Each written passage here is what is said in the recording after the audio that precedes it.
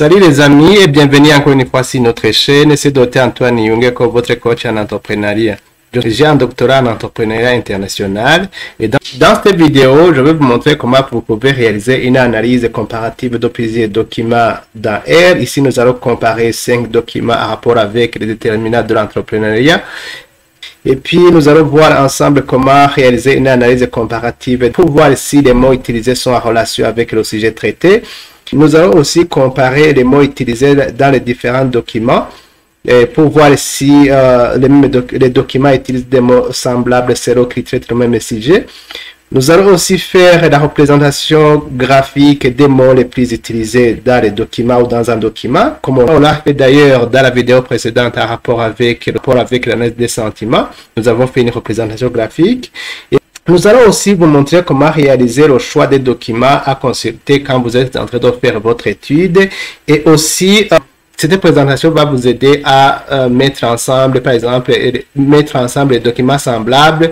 Pour le cas, par exemple, d'une bibliothèque ou d'une bibliothèque, s'il faut voir si les documents peuvent être rangés ensemble, il est nécessaire que les documents traitent d'un même sujet. Donc, voilà, c'est ce qu'on va voir dans cette vidéo. Et aussi, c'est juste pour contribuer à améliorer les compétences ou les connaissances en rapport avec l'analyse et le traitement des données. Mais ici, nous sommes dans le traitement des données texte ou ce qu'on appelle en anglais text mining. Alors, c'est parti les amis. Alors, si vous avez suivi la précédente vidéo en rapport avec l'analyse des sentiments ou sentiment analysis, cette commande-là, je l'ai utilisée pour créer un vecteur des noms des fichiers que je vais importer, donc les 5 fichiers que je vais importer en rapport avec le déterminant de l'entrepreneuriat. Ici, alors, c'était comment je vais exécuter, c'était comment me permet d'importer alors les fichiers que je vais analyser. Et puis, je vais analyser le nombre de fichiers que j'ai importés pour voir si réellement les fichiers ont été bien importés. Ici, vous voyez que j'ai importé 5 fichiers. Ça veut dire, ici, vous voyez que ce fichier-là, le nom que j'ai donné, c'est pour dire Entrepreneurship Intentions. Vous voyez que ça contient 5 documents. Ici, je peux visionner le nombre de pages par document. C'est cette commande-là qui me permet de réaliser la visualisation des pages et selon les documents. Ici, par exemple, vous pouvez voir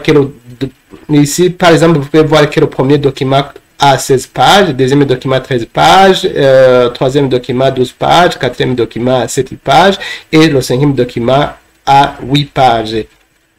Ici, nous allons créer la base de données de ces fichiers. Donc, voilà, c'est cette commande-là. Donc, ce sont des commandes que j'ai utilisées dans la première vidéo en rapport avec l'analyse des sentiments. Et puis, l'autre activité que je dois réaliser, justement, c'est le nettoyage de mes fichiers en supprimant, justement, les ponctuations, ce qu'on appelle stop OS.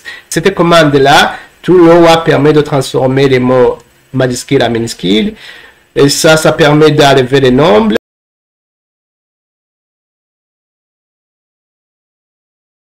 Ici, ça permet de supprimer les espaces. Cette commande-là me permet de supprimer les espaces vides ou les espacements vides.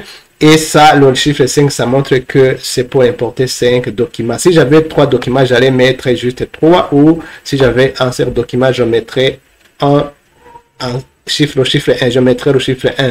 Pour montrer que c'est un document, mais ici nous avons 5 documents à importer. Alors ici, cette commande me permet justement de voir les 10 premiers mots pour chaque document.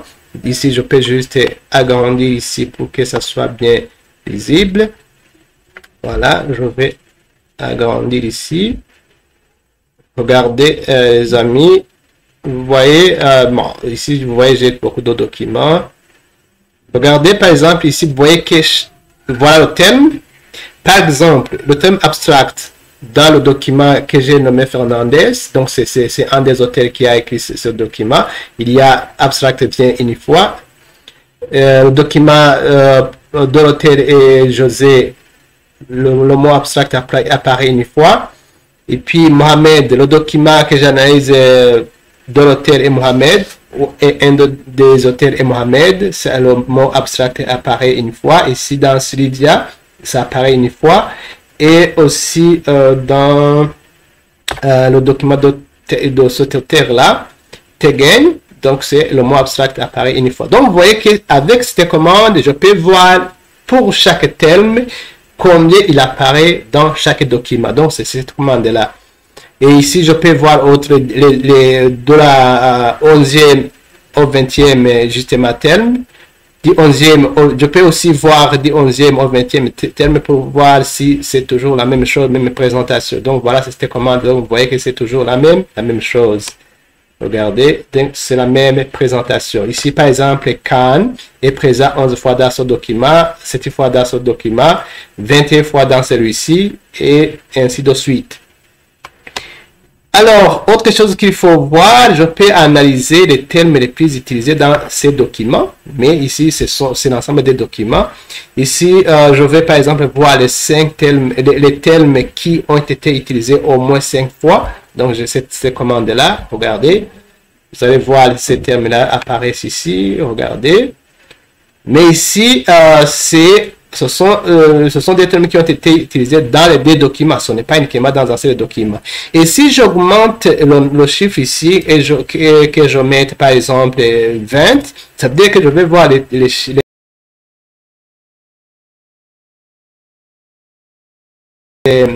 termes qui ont été utilisés au moins 20 fois. Ça veut dire que la fréquence minimale, c'est de 20 fois. Regardez, vous allez voir que les mots, cette fois-ci, vont diminuer.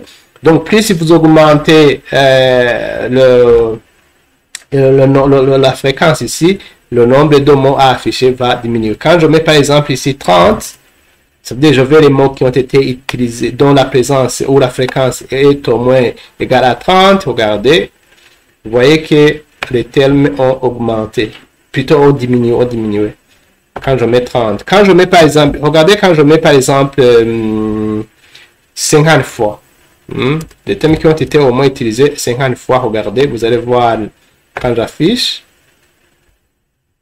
Regardez, maintenant vous voyez que je n'ai que 22 termes. Donc ici alors je peux analyser si réellement les termes utilisés sont en rapport avec le concept qu'on est en train d'analyser. Par exemple ici l'entrepreneuriat, parce que nous sommes en train de faire, nous sommes en train d'analyser les déterminants de l'entrepreneuriat. Alors je vais voir si les termes utilisés ici sont en corrélation avec le mot entrepreneur. Regardez, ici j'ai considéré une corrélation minimale de 30. Regardez, vous allez voir l'état de corrélation. Vous voyez ici par exemple, ce mot-là entrepreneuriat est corrélé à raison par exemple de combien de voilà de 0.9 au personnel, ici 0.88 au contrôle, 0.83 à référence, important, etc. Je peux réduire aussi la corrélation si je peux mettre ici par exemple, ici c'est justement pour vous montrer comment vous pouvez analyser si les termes utilisés dans votre document sont en rapport avec le sujet traité. J'ai augmenté le coefficient de corrélation. Ici vous voyez que le terme entrepreneuriat est corrélé à raison de 0.88 avec le contrôle, référence, etc. important, etc.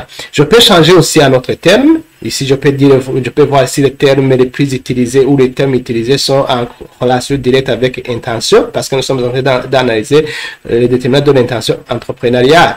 Donc ici, je peux regarder aussi comme ça. Voilà, vous voyez que ici, j'ai maintenu une corrélation, j'ai gardé justement la corrélation à 0.3. Je pouvais augmenter ou diminuer le coefficient de corrélation. Je peux par exemple aussi voir, regardez, je vais copier.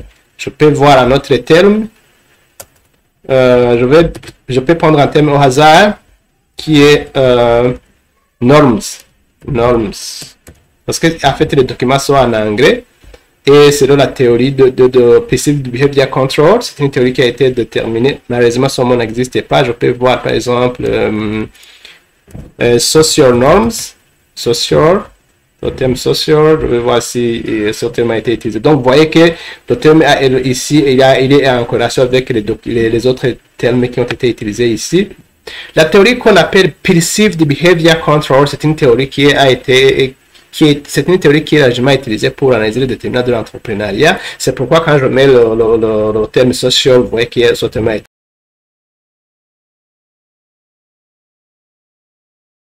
utilisé. Ici aussi, je peux mettre par exemple behavior. Là aussi, dans la théorie, il y a Perceived Behavior Control. C'est une théorie qui a été développée par Algezen en 1991 qui essaie de modéliser l'intention entrepreneuriale. Je peux mettre par exemple behavior. behavior. Je ne sais pas si son mot, je peux vérifier pour son mot a été, pour voir si son mot a été utilisé. Regardez, voilà aussi, ça fait partie de la théorie. Donc, vous voyez que le mot a été utilisé et qu'il est corrélé avec le domaine de déterminant de l'entrepreneuriat, de l'intention entrepreneuriale.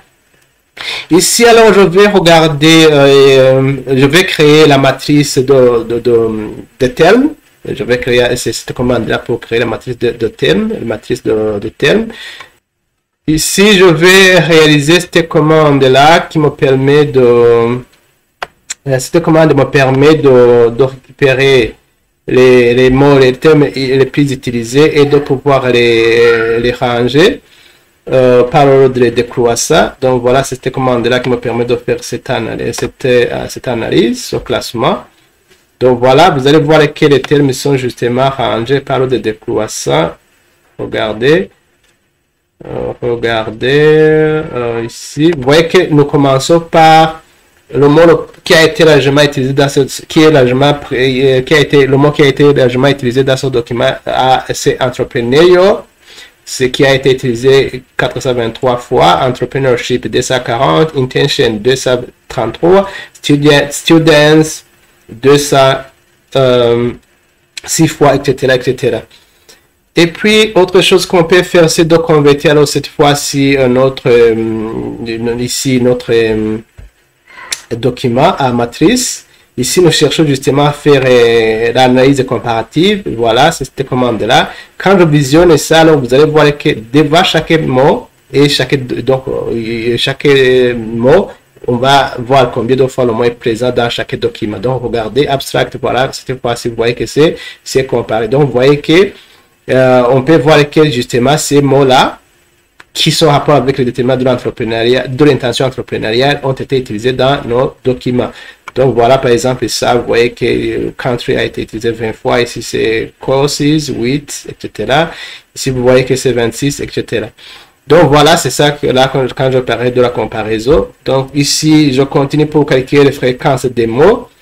Et c'est ça qui va me permettre de calculer le data frame pour faire justement la visualisation. En même temps, je vais vous montrer donc voilà, ça c'est l'analyse décroissante.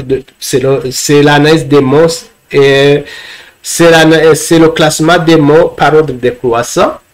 Et puis, je vais faire le data frame pour justement chercher le document qui va me permettre de faire les visualisations. Donc, regardez, cette fois-ci, vous voyez que devant chaque terme, il y a la fréquence pour chaque terme. Donc, c'est bien la rangée cette fois-ci. Donc, voilà. Et puis, nous allons faire une visualisation des mots les plus utilisés. Donc, vous voyez que normalement, c'est ça. Donc, voilà la visualisation. S'il faut faire une analyse visuelle, c'est cette commande-là. Donc voilà, s'il faut visualiser, voilà les mots les plus utilisés, la visualisation. Et vous allez voir quelle intention justement, ça va venir. Voilà l'intention entrepreneurial, entrepreneurship, intention. Donc c'est là justement le nombre d'apparitions. Ensuite, on va faire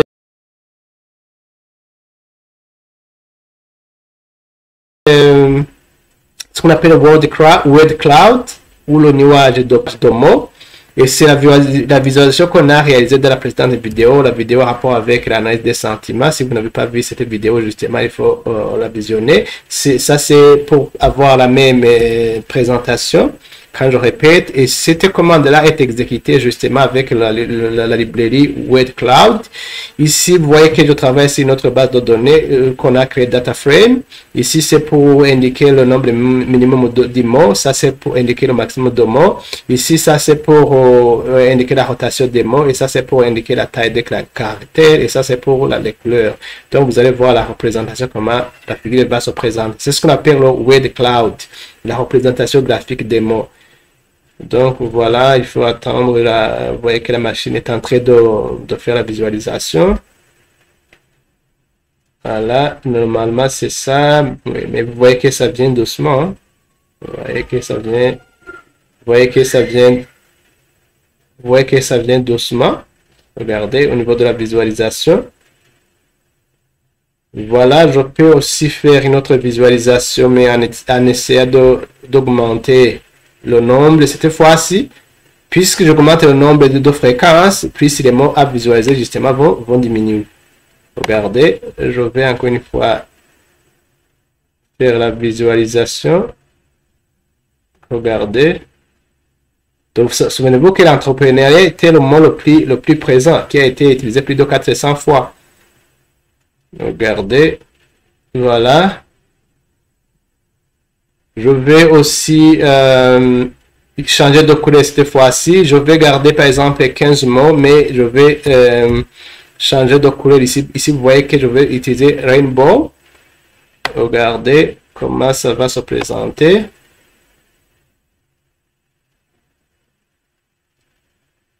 Vous allez voir la figure avec ces commandes. Donc, ce sont des commandes en fait que j'ai utilisées dans la première vidéo en rapport avec le text mining et l'analyse des sentiments. C'est pourquoi vous voyez que ce sont des commandes que j'ai déjà expliquées. C'est pourquoi vous voyez que je vais très vite. Ici, parce que ces commandes-là sont dans la première vidéo, donc je vous invite à voir la première vidéo en rapport avec l'analyse des sentiments. C'est là où j'ai expliqué à long et à large. Ici, Word Cloud 2 nous permet en fait de spécifier l'image, de montrer l'image qu'on souhaite avoir. Si vous souhaitez par exemple avoir un rectangle, un carré, etc. Donc vous devez utiliser cette librairie-là, Word Cloud 2. Donc voilà, je vais vous montrer comment la visualisation va se faire avec cette librairie-là. Regardez Word Cloud. Donc voilà la visualisation qu'on a avec Word Cloud. Donc, vous voyez qu'en réalité, vous voyez que c'est comme si c'était un cercle. Parce qu'ici, vous voyez que j'ai indiqué cycle, c'est pour dire le cercle. Donc vous voyez que c'est sous forme de cercle. Je peux aussi changer une autre visualisation pour montrer par exemple sous forme de triangle. Regardez. C'est avec Word Cloud 2 qui m'a permis de faire ça. Regardez, je vais juste cette fois-ci avoir un rectangle, un triangle. Regardez quand j'agrandis ici. Donc, vous voyez que c'est presque un triangle. Je peux aussi faire une autre visualisation sous forme de losange, par exemple. C'est juste comme ça. Je fais comme ça. Et regardez. Donc voilà les amis, c'est comme ça qu'on peut comparer les documents quand vous êtes en train de travailler dans R. Donc vous voyez qu'on peut comparer plusieurs documents justement pour voir si les documents peuvent être mis ensemble. Et vous avez vu comment vous pouvez par exemple trouver les mots qui sont les plus utilisés. Et vous avez aussi vu comment vous pouvez tester la corrélation entre les mots utilisés. Et je pense que tout cela va vous aider à améliorer la façon dont vous pouvez prendre une décision ou vous pouvez faire vos recherches. Alors, merci pour votre visionnage. À la prochaine vidéo. Bye.